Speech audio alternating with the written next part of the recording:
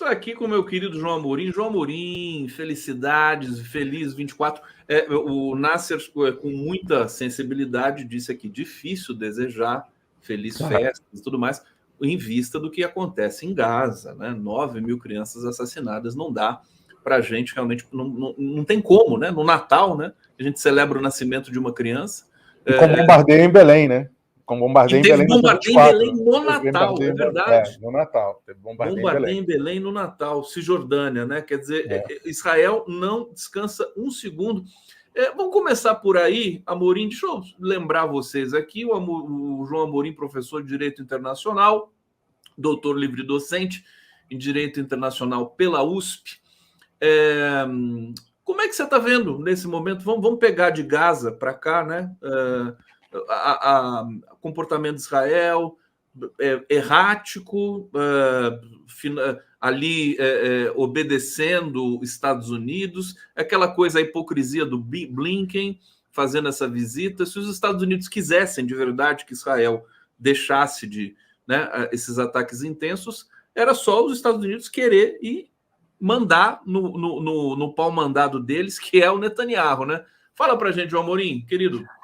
Oi, Conde, bom dia a você, bom dia a todas as pessoas que nos assistem, um feliz 2024, quer dizer, a esperança é que seja um 2024 feliz, as perspectivas e previsões não apontam muito para isso, a gente vai falando ao longo de hoje, ao longo dos programas sobre essas questões, mas como é a utopia que nos move, a esperança nunca pode morrer, né? A gente deseja sempre um ano de felicidade. Olha, eu acho que se os Estados Unidos quisessem, né, veja, não só esse genocídio, essa limpeza étnica em Gaza estaria não mais estaria em curso, mas se os Estados Unidos quisessem, todo o problema do Oriente Médio, toda a instabilidade da região, toda a crise humanitária enfrentada pela população palestina há mais de 70 anos, teriam sido resolvidos já. Né? Para não ir muito atrás no tempo, para não buscar um passado muito longevo, teriam sido cumpridos os acordos de Oslo, ou teriam sido respeitados uma série de questões, de limites, enfim. Né? E é inegável, hoje a gente consegue ter uma noção, um entendimento um pouco maior das ações do governo israelense, deixando sempre muito claro, a gente não está falando do povo judeu, a gente não está falando, né, da população de Israel, nós estamos falando de atos de um governo, nós estamos falando aliás, de atos que em grande medida está contra o governo, né? Exatamente, porque são eles que sofrem. Né? É a população que sofre, a população que vive com medo, é uma população que vive em estado de beligerância contínua. Né? Eu tive um saudoso professor que dizia o seguinte, falou, olha, nem o pior dos bandidos, nem a pessoa mais violenta do mundo consegue ficar 24 horas em estado de conflito. Né? Então, assim, é uma situação inumana, vamos dizer assim. E eu acho que o que há de errático aí, que a gente pode ver, para usar a expressão que você muito bem colocou, eu acho que erráticos são as justificativas para ocultar um interesse maior, que eu venho já mencionando aqui da minha visão, é claro, em programas passados. Eu acho que está em curso um projeto imperialista que não tem relação direta, né, com a questão árabe-israelense, muito pelo contrário, muito embora ela seja usada como justificativa, como diversionismo, vamos dizer assim, e é sempre muito complicado falar de Palestina e do conflito do Oriente Médio depois do Reginaldo Nasser, né? Meu querido Reginaldo, um forte abraço, uma pessoa que... Referência, né? E eu pude matar um pouco da saudade de escutá-lo no programa de hoje, enquanto eu estava nos bastidores aqui. Eu acho que, assim, está em curso um plano de controle efetivo da região, que é uma região de trânsito, que é uma região de passagem, de conexão entre 3 continentes, praticamente, né? 3 grandes continentes que concentram a maior parte do PIB global, né? Uma das maiores, somando tudo, é a maior parte do PIB global. Eu acho que veja, você pode usar qualquer tipo de argumento. Tem Hezbollah, tem líderes do Hezbollah escondidos no aeroporto de Damasco, né? Mas aí você fala, pô, mas Não começou lá atrás com a questão dos reféns, que agora ninguém fala mais, né? Ou seja, você está vendo uma expansão, não necessariamente uma expansão do conflito, né? Um spillover, um derramamento do conflito, mas você está vendo uma expansão dos alvos militares israelenses. Isso tudo não acontece do nada, não acontece num vazio, acontece por conta de alguns interesses, né? E interesses, inclusive, já em parte demonstrados e assumidos pelo Netanyahu na Assembleia Geral da ONU. Né? Quando ele mostra aquele mapa lá, né? E traça aquela linha com pincel atômico e fala, olha, aquela linha é a linha divisória da região que estão construindo. Né? E você veja a crise humanitária, o genocídio, a limpeza étnica, o oportunismo da questão do deslocamento forçado, da proposta de deslocamento forçado daquela população. Ele não acontece desconectado das demais crises globais, dos demais temas que são chave para o século XXI, como a questão da luta por recursos naturais estratégicos, da luta por influência geopolítica e econômica, né, de redefinição das áreas de influência, de colonialismo, imperialismo e por aí vai. Diga. Deixa eu aproveitar, porque você está ensejando aqui, permitindo que eu faça a pergunta do escalar da guerra, do escalar do conflito, porque nós tivemos recentemente Israel atacando... Aliás, Israel está em conflito praticamente formal com o Líbano, né? É um conflito... Sim, a partir do momento... Você bombardeia o sul do Líbano e Beirute, né? Bombardearam Beirute já, recentemente, e eles ali alegaram ter eliminado um líder do Hamas no Líbano, e imediatamente depois houve o atentado nos 4 anos da morte do Soleimani no Irã.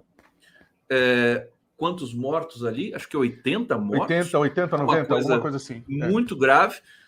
Quem reivindicou aquele atentado foi o Estado Islâmico, né? Estado Islâmico, sim. Estado Islâmico. Agora, tremeu, mexeu ali com toda a região. E essa possibilidade da guerra escalar, como é que você está avaliando essa possibilidade nesse momento? Olha, é difícil fazer vamos dizer assim, previsões, mas e sobretudo e análises com o carro andando, né? Mas primeiro, né, para aqueles que defendem, mas querem eliminar e querem acabar logo com o Hamas para garantir segurança eterna, o velho discurso da guerra para acabar com todas as guerras, né?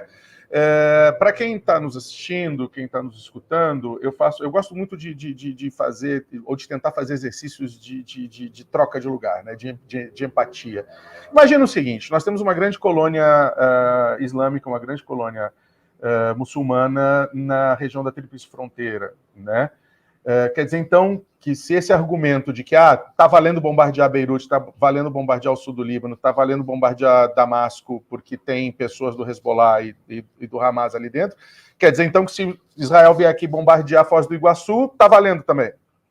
Sob o argumento de que nós temos lá uma comunidade islâmica, como tentaram fazer recentemente. Aquela história de que tem alguém tramando um atentado do Hezbollah. Aqui o Hezbollah está recrutando pagodeiros, sambistas, churrasqueiros, etc. Né? Enfim, né? Isso é um ponto. O segundo ponto, a questão do escalonamento do conflito, ou da possibilidade de ter a entrada de outros atores. Se essa entrada de outros atores não ocorreu até agora, eu acho muito difícil que ela ocorra, porque não é interesse econômico dos aliados dos Estados Unidos, não são nem dos aliados de Israel na região. São dos aliados dos Estados Unidos. Não é interesse da Arábia Saudita, não é interesse do Irã, não que o Irã seja aliado dos Estados Unidos, claro que não é, mas você mencionou recentemente o início do acordo entre a Arábia Saudita e Irã. Não é interesse da Arábia Saudita, que é o principal ator econômico e estratégico da região. Não é interesse do Egito, não é interesse da Jordânia, ou seja, não é interesse nem da Síria, né? Então eu acho muito difícil isso. E óbvio, amanhã minha língua pode estar sendo pregada na madeira, né? Porque aqui não é uma adivinhação, né? Mas eu acho que, como eu entendo que os motivos desses conflitos, desses ataques, são o estabelecimento de novos limites, o estabelecimento de novos acordos, por incrível que isso possa parecer, por mais surreal que isso possa parecer, né?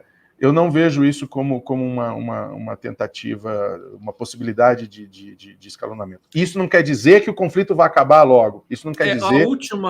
O último elemento que deixou a gente um pouco apreensivo, a gente, digo, enfim, analistas e pacifistas, por assim dizer, foi a declaração, enfim, o recrudescimento ali do conflito com o Líbano, no norte de Israel, e a declaração do Nasrallah, que é o líder supremo do Hezbollah, dizendo que vai responder com toda a contundência, toda a força e tudo mais.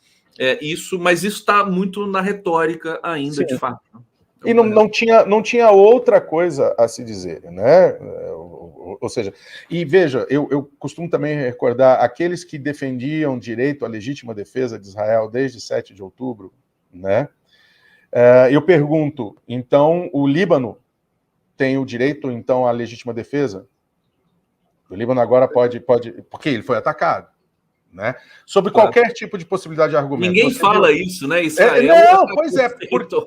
Exato, porque, veja, você bombardear o aeroporto da capital de um país é uma declaração de guerra, como foi feito com a Síria, com o aeroporto de Damasco, né? Independente da justificativa, né? O que você vai dar? Vai dar um tapinha na mão de Israel e falar, não faz mais isso, menino? Né? Que é o que os Estados Unidos faz, velho. Entendeu? A verdade, João Amorim, meu querido, a verdade é que está muito feio, faz tempo. Eu fico envergonhado até da espécie humana, você entendeu? Da gente permitir que esse absurdo não continue, né? Em Israel. A gente noticia, morreram 200 crianças hoje. Agora vamos falar do futebol. Isso é a falência da humanidade. Eu estou terminando um texto que o título é 2023, o ano em que a humanidade fracassou por completo, né? Não só, sobretudo pela questão das crianças, pela questão da morte dos civis em Gaza, mas de modo geral, né? A gente não pode esquecer que a gente acha, né, como a gente fica sempre buscando lugares de conforto, lugares emocionais de conforto, né, nós, população em geral, a gente acha que quando não aparece na televisão, no noticiário, não existe, né? Mas hoje a principal crise humanitária, que é um genocídio em curso, uma limpeza étnica em curso, é a questão dos civis em Gaza, mas nós temos hoje algo em torno de 11 grandíssimas crises humanitárias em andamento, não só a guerra da Ucrânia, enfim, mas você tem a crise no Sahel, né? Você tem a questão no Mali, você tem a crise em Mianmar, você tem o próprio Afeganistão, que até antes da guerra dos ataques em Gaza por Israel, a ONU classificava como a pior crise humanitária em atividade, que é a situação no Afeganistão, né? Enfim, eu acho que a humanidade comprova o seu fracasso, né? Mas tem uma outra coisa, não sei se você viu o discurso de um jornalista que ganhou o prêmio Pulitzer, um jornalista que cobria e cobre Gaza, o discurso dele sobre quando ele ganhou o prêmio Pulitzer no final do ano, desse último ano, a carta que ele escreve, de pedido de perdão em nome da humanidade para as crianças de Gaza. Né? E é emocionante, a coisa mais linda. É americano esse jornal? É americano. Se eu não me engano, do New York Times, não lembro agora muitas coisas, aliás, muitas obras de arte estão sendo feitas, né? Retratando a cidade de Guernica, em novembro, se eu não me engano, a cidade de Guernica tocou as sirenes antiaéreas, né? A cidade que foi retratada, você falou em obra de arte, eu me lembrei automaticamente de Guernica, foi retratado por Picasso naquele quadro maravilhoso, e em solidariedade, né, à população civil, às crianças de Gaza. Então, acho que se isso não comove o ser humano, se isso não leva uma pessoa, qualquer que seja o seu espectro político, qualquer que seja a sua opinião, se a morte de 9 mil crianças, sem nenhum tipo de justificativa, a não ser pela maldade humana, não comove uma pessoa, então na nossa humanidade não merece ser falada assim. E volto a dizer, ninguém tem um monopólio da dor. Ninguém tem um monopólio exclusivo de se dizer vítima, de se dizer judiado pela história. Ninguém tem um monopólio da dor. Deixa eu trazer um comentário aqui do Fernando Bai. Ele está dizendo, João, ali a turma que é boa contra a mulher desarmada. Não sei se eu entendi bem isso. Também aqui. não. A turma que é boa contra a mulher desarmada. Fernando Bai, explica pra gente isso aqui, se você puder. Deixa eu. O João Amorim enfim, pesquisador, professor, um ativista muito debruçado sobre a questão climática, participou da última COP, fisicamente e remotamente, né? Você viajou para Dubai. Eu queria repercutir uma notícia com você aqui hoje, que é o seguinte: 2023, ano mais quente da história. Teve média 1,48 graus Celsius acima dos níveis pré-industriais. Então, está confirmado, é uma coisa que a gente já vinha falando, o ano mais quente da história, não sei o quê, eventos extremos. Vocês chegaram a falar disso na COP, certamente, mas o que dizer dessa confirmação hoje, né, técnica, científica, de que o mundo é o ano mais quente da nossa história? O Centro Copérnicos, né, que é o Centro da União Europeia de Análise e Avaliação Climática, confirmou o que o relatório da Organização Meteorológica Mundial já havia apontado como uma forte possibilidade em outubro, novembro, quando saiu o relatório. Né? E o que a gente sempre vem alertando, né? 2023 foi o ano mais quente da história, 1,48 grau em média globalmente, acima da era pré-industrial, lembrando que o limite do Acordo de Paris para 2030 é 1,50, ou seja, a gente não pode ultrapassar em 2030 1,50. Essa meta não vai ser alcançada, né? A temperatura média vem subindo com todos os seus efeitos nefastos, né? Isso chegou a ser mencionado, sobretudo pela sociedade civil, na COP, mas aquele gap que o Reginaldo estava falando até agora mesmo, né, entre a sociedade civil e os governos, os governantes, os representantes políticos, ele é um gap cada vez mais frequente nas relações sociais com o Estado e com os Estados de forma geral. Né? Eu vejo muitos, inclusive colegas meus, vejo muita gente comemorando a inclusão de um parágrafo no relatório final, no documento final da COP28, de que nós vamos discutir a eliminação dos combustíveis fósseis. Como se isso fosse acontecer amanhã. Isso não vai acontecer. Né? Veja, nós demoramos 30 anos para aprovar, 30 anos de discussão para aprovar o fundo de compensações. Né? E esse fundo de compensações não chegou nem a $1 bilhão, sendo que o necessário, no mínimo, são entre 100 e 400 bilhões de dólares. Então, assim, você tem uma parcela dos líderes globais que está brincando de fingir, né? Desempenhando papéis dúbios ou ineficazes, e você tem o restante da população sofrendo. Veja, só no Brasil, né, o número de dias de ondas de calor explodiu em 2023. Entre 1960 e 2023, o número explodiu. Eram 7 dias de ondas de calor. Passaram a ser 68, me parece. O último dado que eu vi, 52. Mas isso, 52 até agosto, se eu não me engano. Depois nós tivemos mais 2 ondas de calor. E, assim, 9 países do G20 têm experimentado aumentos vertiginosos de temperatura média. Nós temos 93% da população global submetidas a pelo menos 10 dias de ondas de calor em 2023. Né? E com todos os efeitos, você tem uma previsão com o El Niño, só para completar você tem uma previsão de faixas de seca e de aridez no planeta, do Peru ao Quênia, né? Do Egito ao Afeganistão. Você tem uma crise em desenvolvimento por escassez de água no Sudão, uma guerra civil em andamento, inclusive, no Sudão. Você tem uma seca histórica já há 5 anos no chifre da África. Que é outra dos seus objetos de pesquisa, que são os refugiados do clima, né? Sim, os deslocados em função dos efeitos das mudanças climáticas. Então, você tem uma realidade fática, científica, né, de que o planeta está aquecendo, e a previsão é de que esse crescimento não diminua, até porque 2023 foi o ano que nós batemos o recorde de emissões de gases do efeito estufa, sobretudo aliás, de dióxido de carbono. Se você me permite, João, claro. Eu tenho o privilégio aqui de receber o João, o Luiz Marques, que é um grande pesquisador na área também do aquecimento global, excelente. A Luciana Gatti, nossa amiga. Nossa querida amiga. Queridíssima, né?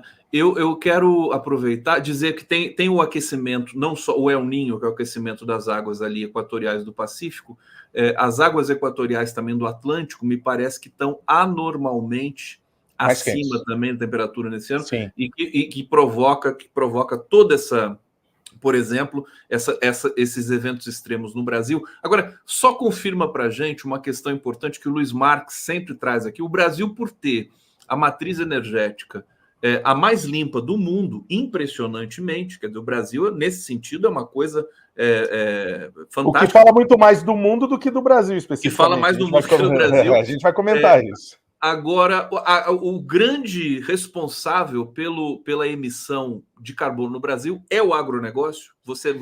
Esse dado foi comentado, está sendo elaborado aí? Isso é um fato. Isso é um fato. O Brasil é o sexto maior emissor de gases do efeito estufa e 78% das emissões do país estão ligadas ao desflorestamento, ao desmatamento e ao manejo da terra, manejo e uso do solo. Lembrando que não é só a queima da floresta que emite gases, né? A perda da cobertura vegetal diminui a captura desses gases. A floresta amazônica, como mostra um estudo fantástico da Luciana Gatti, que você acabou de mencionar, em algumas regiões da Amazônia, a floresta já é emissora de dióxido de carbono, ou seja, a floresta emite mais dióxido de carbono do que captura, né? Você tem o desmatamento de outros biomas, como o desmatamento do Cerrado, que bateu recorde em 2023, aumentou em 2023. Você tem o manejo da terra com uso intensivo de defensivos agrícolas e agrotóxicos. Esses compostos emitem gases do efeito estufa, né? Os gases à base de nitrogênio. Então, o Brasil não é um emissor de gases do efeito estufa pela queima de combustíveis fósseis per si. Tá? Mas é um dos grandes emissores de gases do efeito estufa, um dos principais colaboradores da concentração de gases na atmosfera, pelo uso e manejo de solo e pelo desmatamento. Agora, é inegável que esses dois fatores estão intrinsecamente, por conta das questões históricas e das questões sociais brasileiras, estão intrinsecamente relacionados não à agricultura de modo geral, mas àquela parcela da agricultura que nós costumamos chamar de agronegócio, que é a agricultura em padrão industrial, com consumo massivo de defensivos, com consumo massivo de água, com grandes concentrações e extensões de terra, e que visa exclusivamente o mercado internacional. Não o mercado alimentar internacional, mas o mercado de rações, o mercado de insumos internacional. É bom que se diga. O agronegócio adora falar que alimenta o Brasil e o mundo. Não alimenta o Brasil e o mundo, ele alimenta gado. Porque a soja brasileira vira ração na China. Não vira, ninguém exporta tomate. Né? Quem sustenta a alimentação brasileira é a agricultura familiar. É a agricultura familiar, é a agricultura de pequena escala. João Amorim, olha só que aula importante a gente está tendo aqui, privilégio, mais uma vez, eu sempre destaco esse trabalho fantástico que o João Amorim estabelece aí nas suas atividades. Para terminar, João, eu queria falar do carro elétrico contigo, rapidamente, que é uma coisa que me angustia, né? Então, eu só vou dar uns dados aqui, vou ler para vocês. Claro. Olha só, gente, olha só isso aqui. Para que você... os carros elétricos, eles são a bateria, evidentemente. A bateria Tesla modelo YOM 2021 para os carros elétricos. Olha o que se precisa fazer para construir uma bateria. Remova 12 toneladas de terra para extrair o lítio necessário, 5 toneladas de terra para extrair o cobalto necessário, 3 toneladas de terra para extrair o níquel necessário, 12 toneladas de minério para extrair o cobre necessário. Ou seja, você precisa remover 250 toneladas de terra para obter... E tudo que tiver em cima dessa terra, né? 20 quilos de lítio, isso. 20 quilos de lítio, 16 quilos de níquel, 26 quilos de manganês, 8 quilos de cobalto. Produção de baterias também requer 238 quilos de alumínio, aço e ou plástico, 60 quilos de grafite e um Caterpillar, né, que é aquela máquina gigantesca, 994A, que consome 264 litros de diesel em 12 horas. Ou seja, Meu Deus, socorro! O carro elétrico, a bateria do carro elétrico pesa meia tonelada, se não me engano, né? É muito pesada, é o que mais pesa ali, tudo mais. A gente sabe. E esses materiais são, você tem todo esse processo destrutivo para construir uma bateria que tem 10 anos de vida útil. E aí, João Amorim, o que a gente faz? Muda para Marte? Então, é o que eu venho sempre falando, Conde. A gente precisa parar de acreditar no canto das sereias que aparecem tanto na mídia quanto, sobretudo, na propaganda.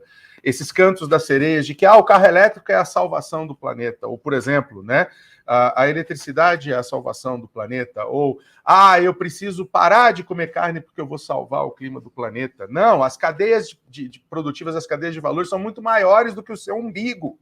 Né? Você destacou dados de destruição, né, e de emissão de gases para a construção da bateria, sem contar o resto do carro. Né? Você tem o carro elétrico demora 7 anos para atingir, para zerar, para parar, para compensar as emissões feitas na sua construção. Tá? Ou seja, só depois de 7 anos, nos últimos 3 anos de vida útil da bateria, é que você vai conseguir começar a não emitir gases de carbono. Só que é o seguinte, o carro elétrico, ele funciona a eletricidade.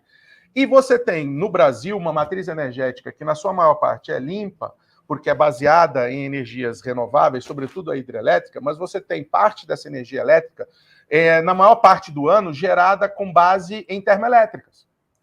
De onde vem a sua energia elétrica? Você não se pergunta quando você compra o carro elétrico. E assim, e tem todos os desdobramentos, né? Aí você tem os prédios que já estão fazendo propaganda, que tem 2 vagas de garagem, cada uma com uma tomada, que você deixa o carro puxando energia e abastecendo a noite inteira para você rodar. Né? Ou seja, lá nos anos 90, a gente apontava a crise do que a gente chamava de labeling, né? da rotulagem. Começou com a crise dos golfinhos, por conta do atum, enfim, dos boicotes. Aí começaram a surgir os selos verdes. Né? Esse produto é sustentável. Muitos são sérios, tá? Mas muitos embarcaram na onda das auditorias, das certificações, etc.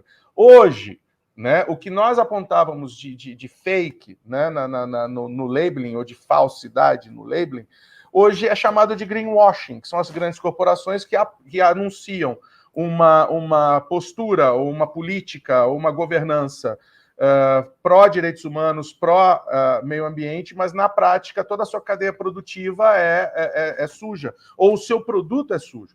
É importante que a gente analise sempre qual é a nossa pegada ecológica. Isso é uma métrica muito bem definida, cientificamente estabelecida.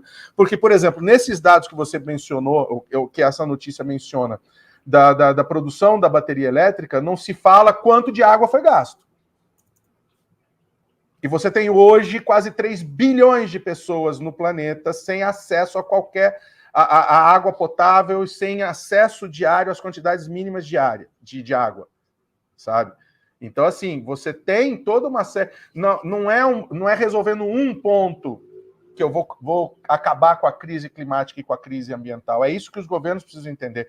Não é chegar na COP e fazer um puta de um discurso, um baita de um discurso, né, favorável à questão climática e não combater, por exemplo, não mudar as políticas internas com relação de uso ou de exploração de hidrocarbonetos, de retirada de petróleo.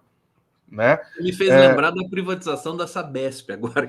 Então, eu estou em São Paulo, para quem está nos assistindo, eu estou em São Paulo. Ontem nós tivemos a nossa primeira tempestade de verão. Pessoas sem luz até agora. Às 17, 18, 20 horas. Ou seja, e na verdade, assim, isso vira notícia, mas está virando notícia hoje, e teve a questão da repercussão da privatização da privatização da Sabesp, que daqui a alguns anos nós vamos sentir isso no bolso e na garganta seca, né? Mas tem pessoas, voltou aquela discussão da Enel, né? Que a Enel os bairros estão sem luz, as pessoas estão sem luz há quase 24 horas. Pois bem, isso está virando notícia hoje porque está atingindo bairros ricos de São Paulo, Pinheiros, Moema, etc. Porque isso é uma realidade das periferias há muitos anos. Eu me lembro que na crise hídrica de 2014, a solução da Sabesp foi diminuir a pressão. Estou terminando já, Conde, eu sei que nosso horário está estourando. A solução da Sabesp foi diminuir a pressão, e nos bairros mais distantes, nos bairros mais pobres, tinha gente que tinha que acordar às 3 da manhã para lavar a louça, preparar a marmita para sair de casa às 4 para chegar no trabalho. Né? Ou seja, os pobres são vítimas primordiais dos malefícios das privatizações de serviços essenciais. Sempre. E agora os ricos estão chegando a esse ponto. Nós vamos ficar alertas a tudo isso aqui. A TVT, inclusive, que faz uma cobertura muito especial sobre essa questão da privatização da Sabesp. Vamos tentar impedir isso, né? Porque é uma questão que não deu certo em nenhum lugar do mundo.